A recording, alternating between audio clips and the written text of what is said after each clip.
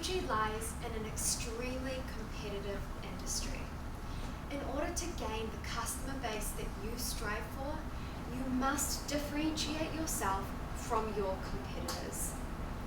So today, you have asked us how Zuji can grow its user base to 800,000 users in the OTA market by 2020. And our answer is Zuji 2020, an answer which focuses on three key things. Firstly, capturing that customer base which you strive for, then analysing them through a series of data analytics, and finally, delighting them with new offerings. In developing the strategic proposal, we considered your current initiatives and how our proposal can enhance your position. Firstly, we were third in the market, and by following our proposal, we can push you into the second spot. Secondly, you offer a linear offering, and we propose that you augment this offering by using analytics and providing a tailored end-to-end experience for your customer. And lastly, you have limited mobile functionality in an increasingly tech-savvy market. We propose that you improve your mobile functionality and place an emphasis on user experience. By following this proposal, you will see that you will grow your user base to 800,000 by 2020. Let's take a step back from this strategy and consider the analysis which drives our proposals. So first of all, the market today is constituted as shown in this graph. So travel makes up online makes up a small portion of the overall travel market within Hong Kong. And within this, the OTA market is very fragmented, with Zuji occupying a very small amount of the market. There are a number of trends, however, which are affecting how this market will be constituted in the future. Ultimately, mobile usage is going up, and with this, online bookings are too. Overall, this means that the market tomorrow will be constituted with a larger portion of online, and within this, we propose that Zuji can grow through capturing this new growth. In light of this value, we decided to look at your industry and found that it is incredibly interconnected. Broadly, there are three key players that offer a customer value. Firstly, the destination, secondly, the suppliers, and lastly, Zuji, and then this goes to the customer. An example of this could be the destination, for example, is a business destination or a sporting event that drives demand to go to a certain location. Or they may even want to go see their family or their friends. In regards to the suppliers, it's the individuals that offer airline travel or accommodation, and Zuji plays in the part where they sell the supplier's products to the customer, and they act as a middleman. An example could be Trivago or Zuji. So let's look in more detail about how this customer interacts with Zuji. Essentially, your customers interact with them on a few key determinants. So it could be that a need causes a customer to search for a provider like Zuji. They could be pulling upon a social network of friends or social media. Or it might be based on loyalty with the brand itself, which is driven, as shown on the graph, through a number of things. Particularly, I want to draw attention to trust, which has been lacking within this market. This is a key way that you can encourage loyalty with your customer base. It can also be based through function, need satisfaction though, price, and delighting them. These key determinants differ across your customers and are based on the purpose of their travel. For example, we see that there are four key determinants of travel. Firstly, there are the free independent travellers who make their own travel plans and travel alone. Secondly, there are people who travel in groups. For example, they may be a tour group or even a family group. Thirdly, there's a lifestyle traveller or an adventure traveller who travels to experience something in an outside location. And lastly, there's a destination traveller, an individual who wants to explore culture. The arrows indicate whether these segments are growing or diminishing, and it's quite clear that the group segment is diminishing.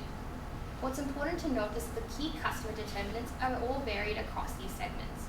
For example, you can see that the free independent travellers who travel frequently are more affiliated towards online purchases, whereas, for example, the destination or the lifestyle or the group travellers require that face-to-face interaction with their travel agent. What this means is that you should tailor your offerings to which customer groups you choose to target. The cost of moving customers between the different segments within the market are also variable. So we've broken the market up here into three key areas. So as Ria mentioned, there's these face-to-face customers who want to come in and talk to a travel agent, who tend to be maybe a business traveller or someone who's just an older customer who doesn't recognise how to use online. Then there's also mixed travellers who might be who might be using online for the first time, and so they'll use both going face-to-face, but perhaps after they've researched online. And finally, there are those who just travel online and they're comfortable with online platforms and they travel frequently. What the key point here is that it's more cost effective to acquire these mixed customers than it is to attract these face-to-face customers who aren't used to an online proposition at all.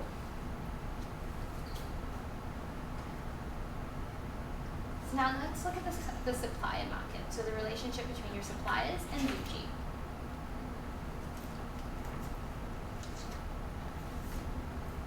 So a core insight we want to draw your attention to here is that your supplier relationships are driven by your customer base. Ultimately, what we see is that there is a virtuous demand cycle between your customers and your suppliers. Essentially, as the diagram here shows, as supplier demand increases, there are more offerings on your platform, and overall, this generates a greater value proposition for your customers. This in turn stimulates customer demand, and as your user base grows, this in turn stimulates demand from your suppliers who want to be on your platform so they can gain access to this broader customer base. So ultimately, your bargaining power here is related to scale, and it's also related to security, as more people on a platform signal this trust which you need within your customers. In addition, it's important to highlight a trend where suppliers are attempting to bypass intermediaries such as yourself and access the customers directly in the hope of gaining a higher margin. For instance, we see this materialize at the pay-at-hotel functions or independent travel websites that airlines and hotels also offer. What's important to note here is that your strengths lie in the fact that you can amalgamate different travel options across airlines and cruises, but also that you allow comparison amongst these offerings as well. Finally, we want to draw your attention to the fact that when you secure customers, you want to be at in their top of mind brand awareness. Ultimately, when a customer is choosing an online platform, they'll either be doing it based on a need to travel or based on a brand that they've seen that they want to explore and they want to specifically travel with that brand. So while searching just based on need is very cluttered, with Google being highly competitive with various offerings like Zuji being out there in the market, if you can attract customers based on your brand name, this will ultimately mean customers seek you out specifically, and this signals a trust that they hold with your offering. Therefore, your top of mind awareness should be driven through this brand name. With all this analysis in mind, we propose our strategy, Zuji 2020, which has three strategic arms. Firstly, capturing, then analysing your customers, and then delighting them with new offerings. I'll be discussing what these strategies involve at a broad overview level, and Ria will discuss the rationale behind them. So first of all, let's consider capture, which will involve two key actions. First of all, we propose Zoom with Zuji, which will ultimately be a celebrity amazing race throughout Asia, which will be targeted towards Yo Pros and university students. And secondly, we propose getting social, which will ultimately mean hiring a social team which can respond to some of the negative comments which have been appearing on social media, also optimizing your online presence in general. And finally, utilizing Google AdWords so that when people are searching you based on need, you are in one of those top three offerings. The rationale behind Zoom with Zuji is to gain and cultivate that awareness and trust that you require to capture those customers. By having yourself broadcast celebrities running around Asia, you'll be able to gain affiliation with these customers and switch them from just merely using mixed platforms to also using online. And gaining that all-coveted name awareness will allow you to stay top of mind and you won't get lost in the clutter. The rationale behind getting social is to improve your social media and negate the bad images that you may have had in the past. Moreover, it'll also be able to build your brand, which we see as uniquely Hong Kong, young, fresh, and trustworthy. And more importantly, we also need you to highlight the base of getting Google AdWords in so people can also find you by need. Secondly, we propose analysing these customers in more detail so you can tailor your offerings more specifically to their needs. So this will involve 3 key actions. First of all, we recommend the hiring of a tech team which can analyse your customers based on the history of what they've done before, their declared preferences, and also the location in which they lie. Secondly, we propose the development of user profiles, so when customers come onto either your app or your website, they'll be entering unique details. And finally, we recommend a referral system between as existing users of your platform can attract new users on your platform. The broad rationale behind this strategic arm is to offer your customer tailored services. So the rationale behind the tech team is that they can build the infrastructure that you require to build the analytics. And a case study I'd like to highlight here is Amazon, where they use a predictive method of saying this customer might enjoy this offering or another offering. In addition, the user profiles are important in gaining preference data so you know what your customers enjoy, how they like to be contacted, etc. And lastly, the referral system is a way in which you can grow your customers. And another case study there is Uber, and I'm more than happy to go through that in Q&A. And the third arm of our strategy is delighting these customers who you've newly acquired and analysed. This will involve the development of the Zuji X app, which will be an end-to-end user experience to augment their travel.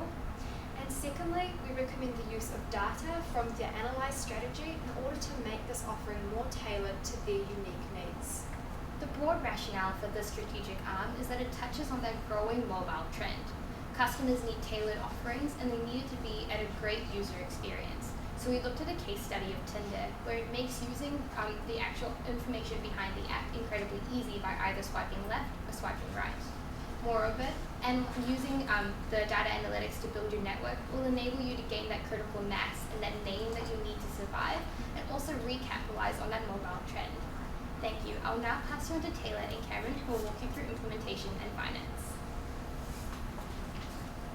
Thanks, Ria and Renee. So today we propose to you our strategy, Zuji 2020, which has 3 key arms. The first part is capturing these new customers through our promotional Zuji Amazing Race.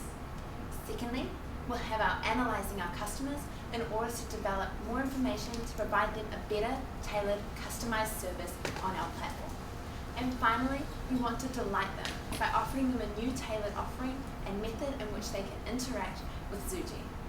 I'll be walking you through the financial implications of this, and Taylor will be showing you how these can be implemented. So for the first time of our strategy capture, for Zoom with Zuji, we need 3 key things to occur.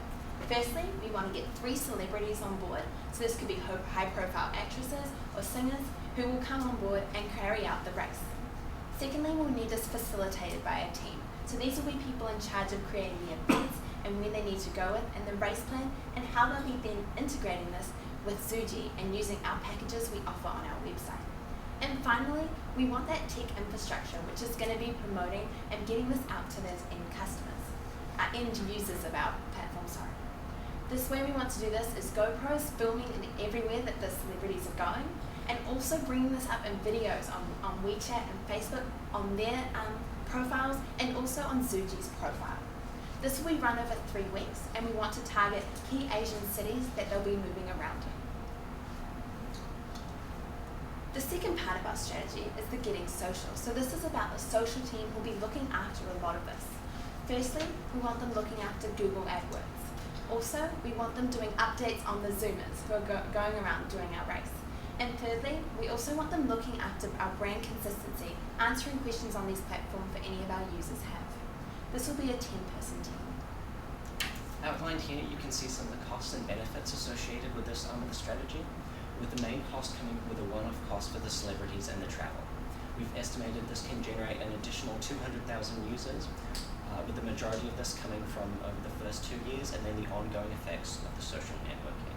There's also the potential to sell the broadcasting rights to a Chinese or Hong Kong television company to get wider access. So for the second arm of our strategy, Analyze, we're looking at hiring a 20-person tech team with the qualities we've listed on the left-hand side. These people will be in charge of redesigning our website, which I'll go through on the next slide, and also liaising with the social team in order to develop these data analytics and also the app we discussed in the third arm of our strategy. So how this website will look.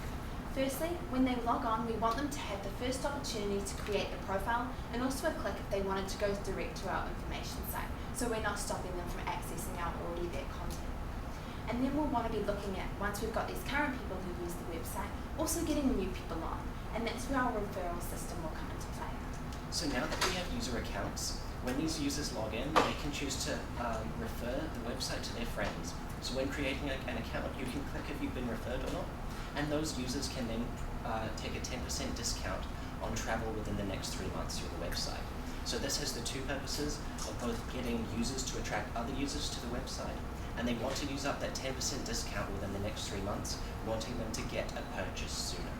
So by providing this new profile and getting this history, preferences, and location information through the strategy, we're providing a customized online service for which will suit their travel desires.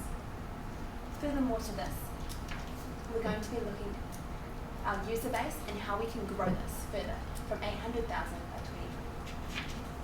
So in terms of how some of those extra parts are broken down, as I said, there were 200,000 from the first arm of the strategy and approximately 260,000 from this. A lot of the costs associated with this are from the tech team and the discounts. It's also worth looking at the extra data and the lifetime value we can get from this, which I'll walk you through shortly. So for the third arm of our strategy, Delight. This is how we're going to be creating our new Zuji app, which our users can interact with. So let's see how this is going to work. I have my profile, I've downloaded the app, and I immediately start getting recommendations tailored to the data that I've entered. So I enter my data, and I come up with a recommendation New Zealand, where there's hiking and there's skiing. I have a yes or no option. Do I want to find out more? Do I want to skip this country and find out about other ones? Say I want to find out more, and I click yes.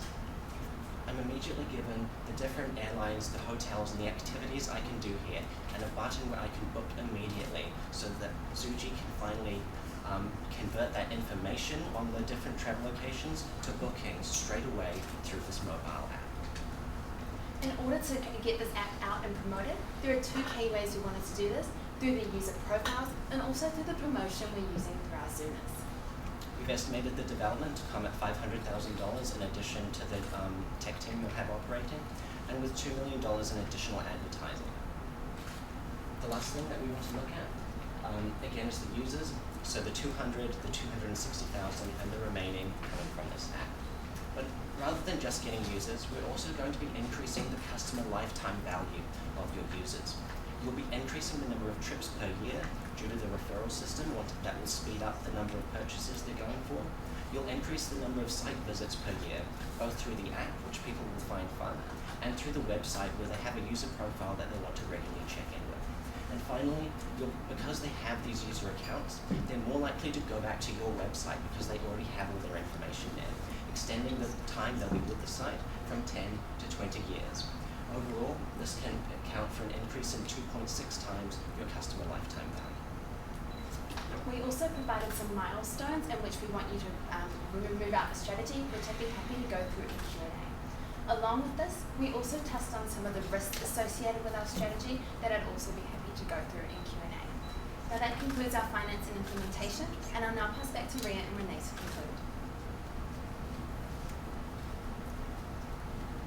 So today you asked how Zuji can grow its user base to 800,000 users in the OTA market by 2020. And our answer is Zuji 2020, which will focus on capturing new customers, analysing their unique needs, and delighting them in new ways. Thank you. We now happily open the floor to questions and answers.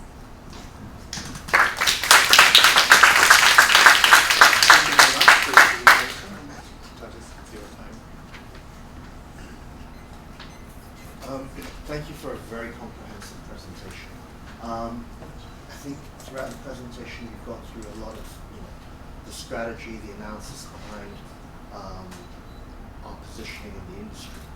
One of your recommendations was effectively using Google and very much trying to increase our social profile.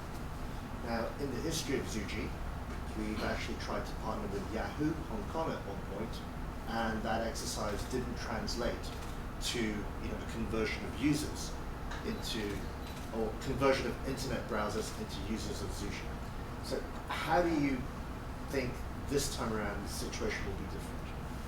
Absolutely. So just to clarify what we'll be doing with Google, the one thing we're going to be doing is providing Google AdWords. So this is about getting our service promoted or purchasing Google AdWords through the Google search system, so that when they do, if they were to search up a travel online agency platform, they would come up with us. So that would only be the extent. It wouldn't be the same relationship that you had with Yahoo. So just to add on to that, the rationale behind that is we see in travel you have to focus more on the customer and their preferences rather than the channel in which you approach them. In order to gain that customer, you have to build affiliation and trust, for example, through an awareness strategy like we offered there, and then cultivate them or capture them to come into your platform. Thank you.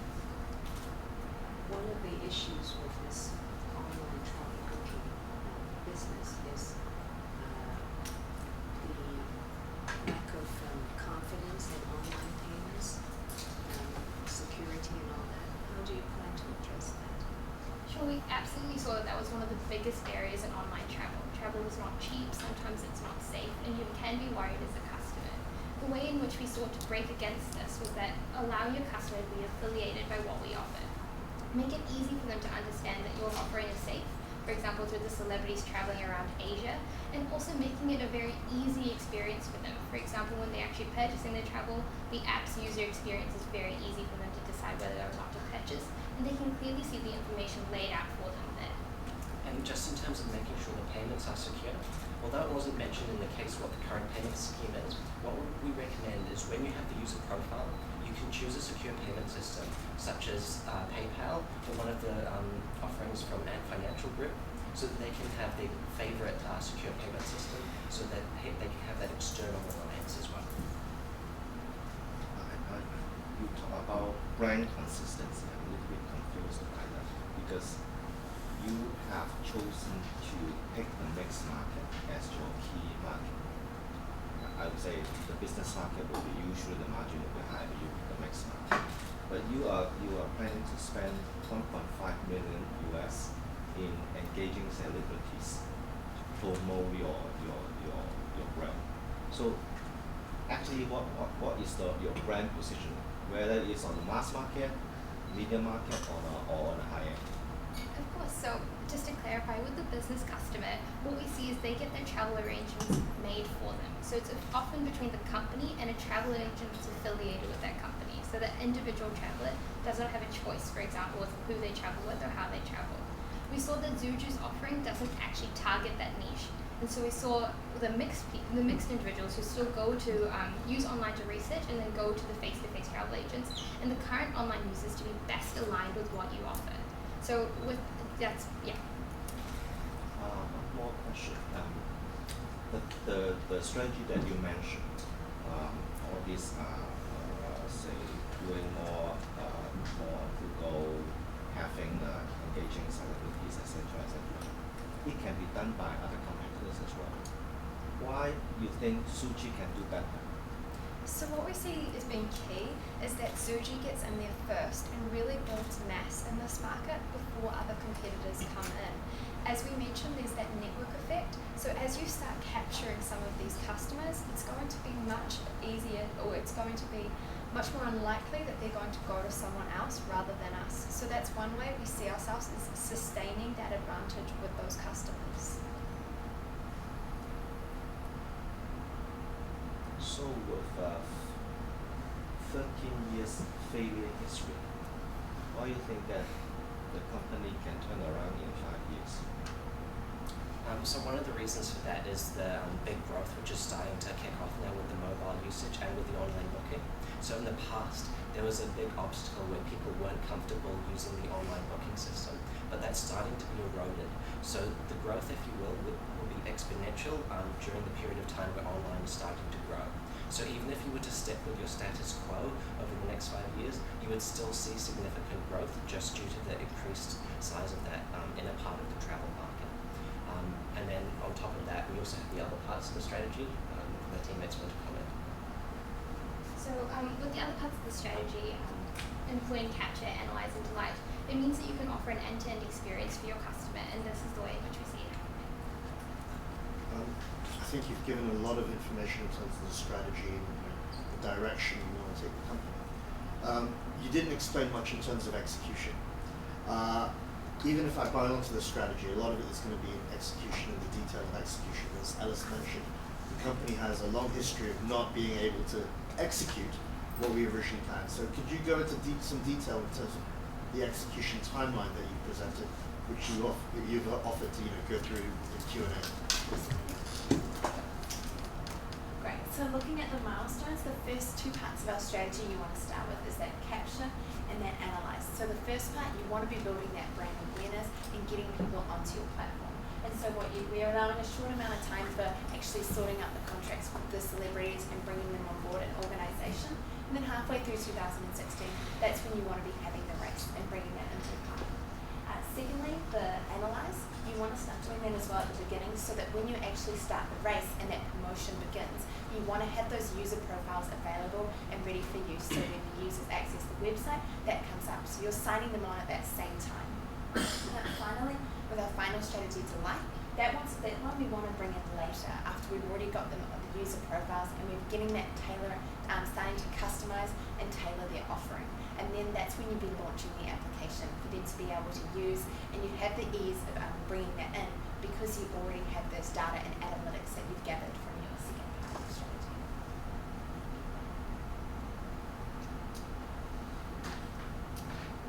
Now, we're going to go from 126,000 users to 800,000 over a 5-year period. One aspect that you haven't touched upon is, do you think our systems are capable of handling that growth of traffic in terms of our booking systems, our relationship with suppliers? So we haven't touched on in detail. We're not quite sure the systems currently, but what we would, if they aren't big enough to sort out this problem, we would recommend you use our new tech team, which we've hired of 20 people, to be in charge of looking at the scaling up process. And just to add to that, with the suppliers, we saw that we mentioned that virtuous cycle. The more individuals you gain on your platform buying your product, the more willing your supplier would be to offer their product for you to buy. Going a bit to the financials, for your investment, can you also walk us through the timing of the spending of those investments? Is spent in the initial stage of your milestone here, or in the middle, or where? Yep, so the one-off costs, for example, with the celebrities in the race would be coming at approximately the same time. Then we'd be looking to get the new teams, as Taylor mentioned, hired as quickly as possible so we can start integrating them into the rest of the business. So what this means is there is going to be a lot of capital outflow within the first 6 months and the first year. We weren't provided with a balance sheet or even if the company was listed, unfortunately. So there are various different financing methods we could potentially choose to go through. Unfortunately, we didn't quite have the information to pick a particular. That's exactly my key point. Since most of the money that you're going to spend at the very beginning of your project here, what if it doesn't work? So just what if the celebrity endorsements don't work or they don't materialize? Yeah. So in the case that they don't materialize, you could definitely use different individuals. For example, you may not need necessarily celebrities who bring that high ticket price. You could bring lovable individuals who you post through your social media. In the case of the affiliations don't materialize, it is a one-off cost, and we see that this industry is going to grow by 40% in the case. So the hope is that because you're already playing in this market, you may be able to mitigate the cost in the future.